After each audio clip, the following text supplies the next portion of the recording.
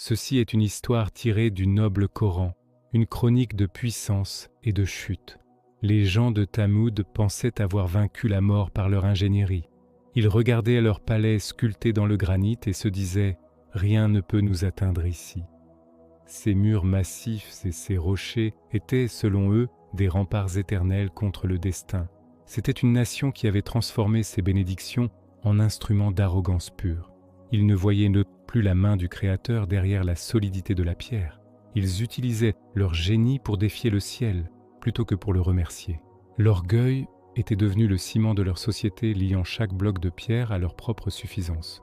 Puis vint un homme parmi eux, Saleh, porteur d'un message qui ébranla leur certitude. Un seul Dieu, clamait-il avec une douceur qui irritait les puissants. Il les appelait à délaisser les idoles de pierre que leurs ancêtres avaient façonnées de leurs mains. Pour les chefs, ce message était un venin qui menaçait l'ordre établi. La réaction fut brutale et immédiate. Saleh a perdu la raison. Il est devenu fou. Ils ne pouvaient pas concevoir qu'un homme puisse rejeter leur héritage pour une vérité invisible. Pour eux, la guidance n'était pas un cadeau mais une insulte à leur intelligence. La vérité n'était pas un chemin à suivre, mais un spectacle dont il fallait se moquer. « Écoutez-le », disaient les railleurs en pointant le doigt vers le prophète. « Il parle comme si les cieux allaient nous tomber sur la tête à cause de nos actes. » Quel fou, quel visionnaire de malheur, pensaient-ils en retournant à leur banquet. Mais les cieux n'étaient pas silencieux. Ils observaient cette rébellion croissante avec une patience divine. Les avertissements avaient déjà commencé à descendre bien avant qu'ils ne s'en rendent compte. Des signes subtils, des rappels dans leur propre conscience. Mais l'arrogance agit comme un voile opaque. Ils étaient aveugles aux fissures qui apparaissaient dans leur propre âme. Chaque rire moqueur les rapprochait un peu plus du précipice final. « Tu veux que nous te croyions, Saleh ? Très bien, prouve-le par un acte impossible. » Ils pointèrent du doigt un rocher massif, froid et inerte, situé à la lisière de la cité. « Fais en sorte que cette pierre morte donne la vie ici même. Fais sortir une chamelle de ce granit solide devant nos yeux. » Ce fut un miracle qui se mit à marcher entre eux. Une créature de chair surgit du minéral, un signe vivant qu'ils avaient eux-mêmes exigé dans un accès de défi ultime. « Par les dieux, regardez ses yeux !» s'écrièrent certains, saisis d'une terreur sacrée. Cette créature ne ressemblait à rien de ce qui foulait cette terre. L'évidence était là, mais la peur de perdre le contrôle l'emporta chez les notables. « Si nous le laissons continuer, nous perdons tout notre prestige », chuchotaient les conseillers. Ils pensaient qu'en éliminant le signe, ils élimineraient le problème. En réalité, ils ne faisaient que déclencher le chronomètre de leur propre anéantissement. Il restait 3 jours. 3 jours entre leurs éclats de rire et leur destruction totale. 3 jours pour réaliser que la vérité dont ils s'étaient moqués était la seule réalité. C'est le récit tragique de Thamoud, une leçon gravée dans la poussière de l'histoire. Une histoire que nous lisons souvent sans en mesurer la profondeur. Dans de nombreux foyers musulmans, les enfants grandissent en entendant ces noms de nations disparues. On parle des Aad, des Thamud ou encore de pharaons comme de simples légendes. Nous mémorisons les versets avec application, mais nous ne ressentons pas toujours le tremblement intérieur. Cela devient une leçon de géographie, pas un cri d'alarme. Aujourd'hui, des milliers de personnes voyagent pour contempler les ruines de Madin Sali. Ils sortent leurs appareils, prennent des pauses devant les façades majestueuses. Ils touchent ces murs froids avec une curiosité scientifique et esthétique. Regardez la finesse de ces détails, s'exclament les guides et les touristes. Ils qualifient ces bâtisseurs de génie de l'Antiquité, admirant la précision de chaque coup de ciseau. Ils voient la beauté sculptée, mais ils ne voient pas la tombe géante. Ils ne réalisent pas que le prophète, paix et bénédiction sur lui, nous a formellement interdit d'entrer dans ces lieux avec légèreté. Entrer dans ces endroits devrait se faire en pleurant, par crainte du châtiment qui y est tombé. Mais l'homme moderne a transformé la tragédie divine en attraction touristique. On oublie l'essence du message pour ne garder que la forme de la pierre. On ignore que ces décombres parlent à ceux qui savent écouter. Alors, qui étaient réellement les Thamud pour mériter un tel destin ? Pourquoi Allah a-t-il choisi ce miracle spécifique d'une chamelle sortant d'un rocher ? Pourquoi pas une pluie de feu ou un gouffre s'ouvrant sous leurs pieds dès le départ. Et comment cette histoire confirme-t-elle le Coran aujourd'hui? L'histoire de Thamoud s'enracine dans une période où l'arrogance humaine avait atteint son paroxysme. Il se moquait ouvertement de Saleh et de ses appels à l'unicité divine. « Saleh veut que nous abandonnions les traditions de nos pères », disait-il. Pour eux, c'était la plus grande des folies de renier leurs racines païennes. Pourtant, tout avait commencé par un matin d'une beauté trompeuse sur la vallée d'Al-Hijr. La lumière se répandait doucement sur les reliefs escarpés, créant des jeux d'ombre magnifiques. Le son des marteaux et des ciseaux résonnait déjà, signe d'une activité humaine florissante. La poussière dorée flottait dans l'air comme une brume de richesse. Les hommes aiguisaient leurs outils avec une fierté palpable, conscients de leur talent. Certains se lavaient au ressort, d'autres sortaient à peine de leur demeure luxueuse. Le soleil est déjà haut, et tu ronfles encore, lançait un artisan à son apprenti. La vie semblait éternelle et la prospérité acquise pour toujours. Les marchands disposaient leurs dattes, les mères s'occupaient de leurs foyers avec soin, les enfants couraient entre les colonnes à moitié terminées, insouciants de l'avenir. Soudain, une silhouette apparut sur le promontoire, captivant instantanément tous les regards. C'était Saleh, l'homme qu'ils avaient autrefois tant espéré voir à leur tête. Il était celui en qui la nation avait placé tous ses espoirs de grandeur politique. Il se tenait là, sur le rocher des annonces, prenant une profonde inspiration. Sa voix, portée par le vent de la vallée, résonna avec une puissance inhabituelle. « Ô mon peuple !» Ce cri stoppa net toute activité dans la cité. Les ciseaux s'arrêtèrent, les conversations s'éteignirent, et tous levèrent les yeux. Que veut-il ? Pourquoi sa voix semble-t-elle si chargée de gravité ? S'interrogeaient les ouvriers. Saleh les regarda avec une compassion immense et leur demanda « N'ai-je pas grandi parmi vous comme l'un des vôtres ? N'étiez-vous pas ceux qui me faisaient confiance et qui misaient sur moi ?» demanda-t-il encore. La foule acquiesça, se souvenant de l'intégrité de ce jeune homme brillant. Ils le voyaient comme leur futur leader, le sage qui guiderait Thamoud vers de nouveaux sommets. Saleh avait leur attention totale à cet instant précis. Puis, il lâcha la vérité qui allait tout changer. « Alors je vous avertis, n'adorez qu'Allah seul. » Le choc fut tel que l'air sembla se figer dans la vallée d'Al-Hijr. Vous n'avez pas d'autre divinité que lui, celui qui vous a établi sur cette terre. Ces paroles furent perçues comme une trahison envers leur héritage. Un silence hurlant s'abattit sur la foule. Les visages se décomposèrent sous l'effet de la surprise. Ils se regardèrent, cherchant dans les yeux des autres une confirmation de leur indignation. Veut-il vraiment que nous abandonnions nos dieux ? Est-il devenu totalement insensé ? Murmurait-on dans les rangs. La colère finit par exploser, menée par un chef dont le visage était congestionné par la déception. « Est-ce pour nous insulter que tu nous as réunis ici aujourd'hui ?» criait-il. C'était le point de bascule, le moment où le destin de Thamoud commençait à s'écrire en lettres de sang. Un seul refus qui allait résonner pour l'éternité. Pourquoi une telle haine envers lui, alors qu'il l'aimait tant auparavant? Les savants expliquent que Saleh était le garçon d'or de la tribu, leur fierté.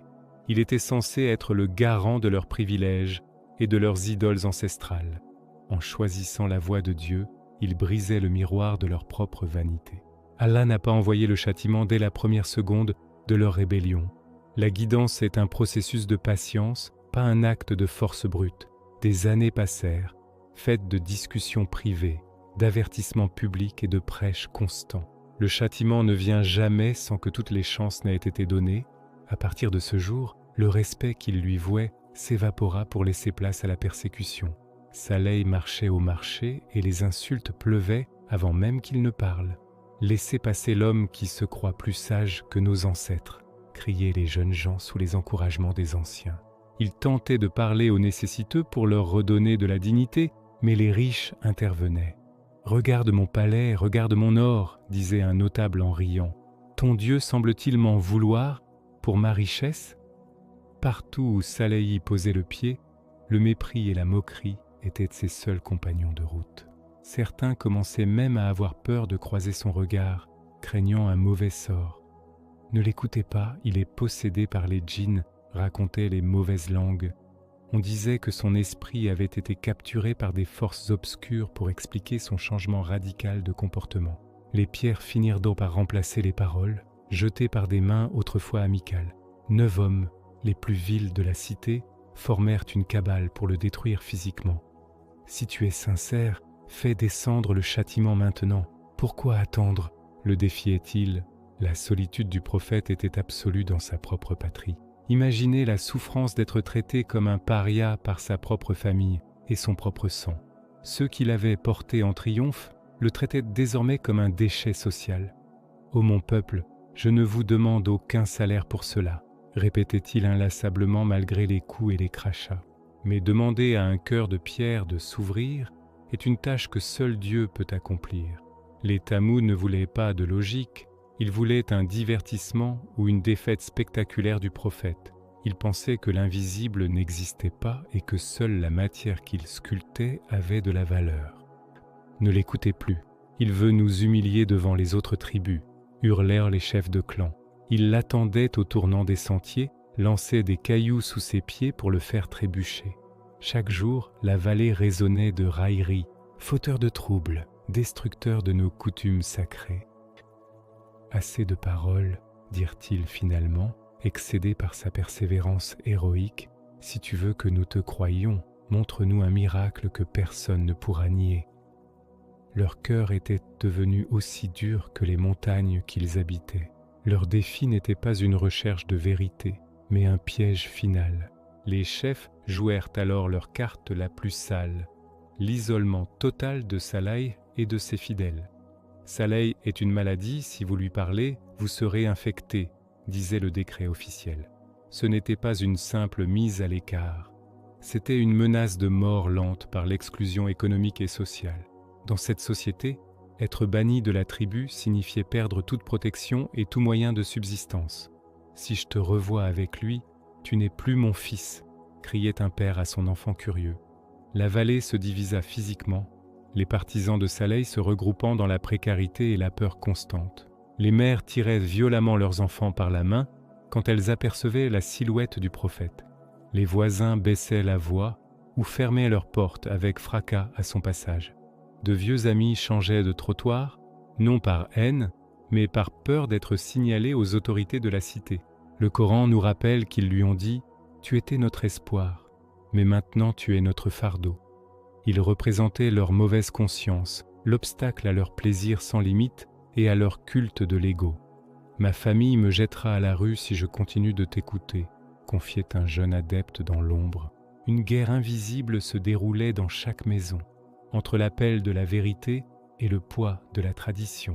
La suspicion remplaça la fraternité, et chaque regard devint une enquête sur la loyauté d'autrui.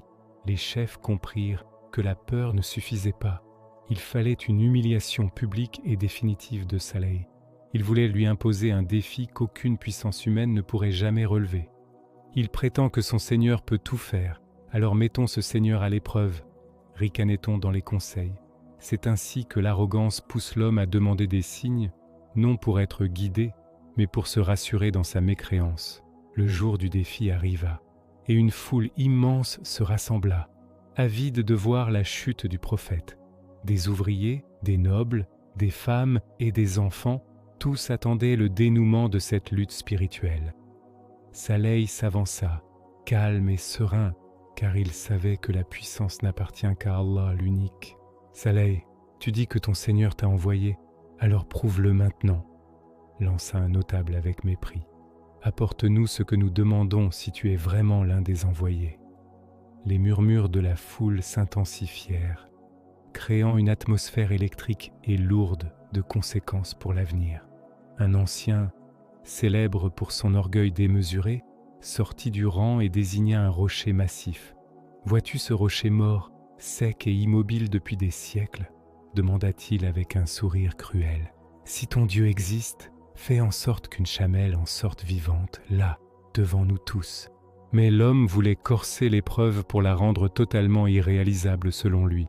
Elle doit être géante, rousse, et porter un petit dans ses entrailles, enceinte de 10 mois. C'était un piège parfait, une demande qui défiait toutes les lois de la biologie et de la physique. Si tu peux faire cela, nous te suivrons et nous croirons en ton message, promirent-ils. Mais Saleh lisait dans leur cœur la tromperie et l'absence totale de sincérité. Leurs yeux ne brillaient pas de curiosité, mais d'un désir de voir le prophète échouer lamentablement devant toute sa nation. « Apporte ta chamelle, ouvre le rocher, montre-nous ton pouvoir !» hurlaient les plus impatients. Saleh regarda le rocher puis leva les yeux vers le ciel, conscient que ce qui allait suivre scellerait leur sort. Il savait que lorsque le miracle arrive et qu'il est rejeté, le châtiment devient inévitable. « Si Allah exauce votre demande, promettez-vous d'obéir et de croire ?» demanda-t-il une dernière fois. « Oui, nous le jurons », répondirent-ils en chœur, certains que la pierre resterait muette à jamais. Ils ne se doutaient pas que leur propre demande allait devenir l'instrument de leur agonie future. Le vent s'arrêta soudainement, comme si la nature elle-même attendait l'ordre de son Créateur. Saleh s'approcha de la pierre, posa sa main sur sa surface rugueuse et murmura une invocation secrète. Le silence qui suivit fut plus lourd que le rocher lui-même, un instant suspendu entre le temps et l'éternité. Puis un craquement sourd déchira l'air, venant des entrailles de la terre sous leurs pieds. « Reculez, ça va s'effondrer !» criaient les gens pris de panique devant le grondement souterrain. Le rocher commença à se fendre, non pas sous l'effet d'un outil, mais sous une force de vie irrésistible. Une poussière blanche s'éleva, et de la fente béante, une forme massive commença à émerger. « C'est vivant, c'est vraiment vivant !» hurlèrent les témoins, pétrifiés par ce qu'ils voyaient. Une chamelle immense, au pelage roux magnifique, sortit lentement de la prison de pierre pour fouler le sable. Elle était exactement comme il l'avait décrite, portant en elle la vie, majestueuse et imposante. Ses yeux étaient une profondeur insondable, semblant porter un message de paix et d'avertissement. La foule resta muette, saisie d'une stupeur que même l'orgueil ne pouvait plus masquer à cet instant précis. « Ce n'est pas possible, la pierre ne peut pas donner la vie », balbutia un chef les jambes tremblantes. Mais la preuve était là, marchant parmi eux, respirant l'air de la vallée. Allah avait répondu à leur défi par un signe si puissant qu'il balayait toute excuse rationnelle de leur part. Saleh s'adressa alors à son peuple. « Voici la chamelle d'Allah, un signe pour vous. » Il instaura une règle stricte, un jour pour elle pour boire à la source et un jour pour le peuple. Ne lui faites aucun mal, sinon un châtiment douloureux vous saisira sans aucun délai. L'arrogance, un temps calmée par le choc, reprit vite le dessus chez les dirigeants de la cité. « Elle boit toute notre eau.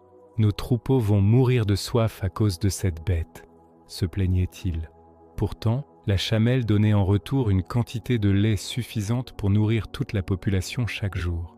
Les jours passaient, et le miracle devenait pour eux une source d'irritation quotidienne, au lieu d'une source de foi. La vue de cette créature divine leur rappelait sans cesse leur propre impuissance et la vérité de Saleh.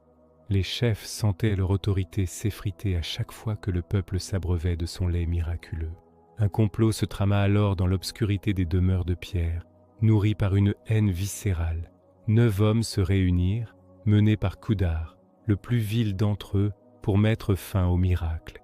Ils décidèrent de tuer la chamelle, bravant ainsi l'interdiction formelle et l'avertissement divin de Saleh. Ils l'attaquèrent par surprise, lui tranchant les jarrets alors qu'elle ne manifestait aucune agressivité. La bête s'effondra dans la poussière, son sang abreuvant cette terre qu'il avait vue naître du rocher. Son petit, terrifié, s'enfuit vers la montagne en poussant 3 cris déchirants qui glacèrent le sang des témoins. Ces 3 cris étaient le signal de la fin. 3 jours de sursis avant que la colère divine ne s'abatte. Saleh, découvrant le crime, leur dit avec une tristesse infinie « Profitez de vos demeures durant 3 jours seulement. » Les Tamuds rirent encore, dépeçant la bête pour en manger la chair en signe de défi. Le premier jour, leurs visages devinrent jaunes, une teinte maladive qui trahissait l'angoisse intérieure. Le deuxième jour, le rouge envahit leurs traits, comme s'ils étaient consumés par un feu invisible. Le troisième jour, leurs visages devinrent noirs comme le charbon, annonçant l'obscurité éternelle qui les attendait. Au matin du 4e jour, Un cri terrifiant descendit du ciel, la Sayha, le cri de l'ange Gabriel. Ce ne fut pas seulement un son, mais une onde de choc qui foudroya leur cœur instantanément. Ils furent retrouvés prosternés sur le sol de leur palais, sans vie, écrasés par la puissance de celui qu'ils défiaient. Tammuz disparut, laissant derrière elle des cités vides et des tombes de pierre pour les siècles à venir. Saleh et les siens quittèrent la vallée, jetant un dernier regard sur ces ruines fumantes de silence. Leurs richesses et leurs montagnes n'avaient servi à rien face au décret du Seigneur des mondes. Cette histoire nous rappelle que la puissance matérielle n'est rien sans la soumission spirituelle au Créateur. Ne soyons pas de ceux qui admirent la pierre et ignorent dans le message de celui qui l'a créée. Que le récit de Tammuz reste un avertissement gravé dans nos cœurs pour nous préserver de l'arrogance et de l'oubli.